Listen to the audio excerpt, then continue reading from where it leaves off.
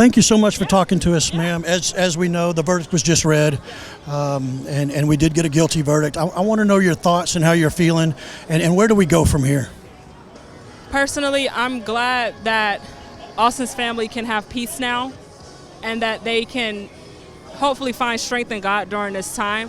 I truly believe that I wasn't in the courtroom and I wasn't at the track meet, but whatever facts were presented in court, and that is what has allowed the jury to come to a guilty verdict, I have to trust that. And you cannot go off of emotion when you're following things like this. All it does is just cause a further divide in this country. And we have to find a way to stop looking at everything through a racial lens. What's happening right now has nothing to do with race. It has to do with two teenagers were at a track meet, and one decided to make a wrong decision that has probably cost him a very good percentage of his life. We cannot just say, oh, well, because I'm black, I can break the law. You are entitled to self-defense, but you are taught when and when not to use self-defense, and you have to be knowledgeable in that. It's not just as simple as someone pushes me, I can hurt them.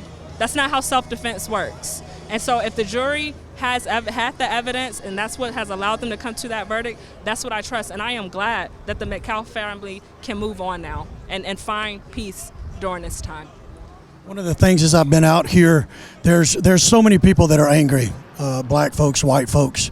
There's a lot of anger, and I can't help but think that it's been fueled by the media, the mainstream media, and especially.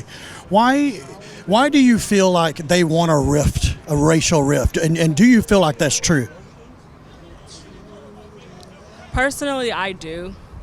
I think that the African American community forgets that you live in a free country. No matter how we got here, you're here, and you're in a position better than majority of the world right now. And I think that if the media can somehow keep us further divided, then we're distracted from what actually is going on in our country right now. It's a lot that is at stake for this country right now. What's happening out here right now, it's not productive. The verdict is in. So you can be upset about it, that's your right.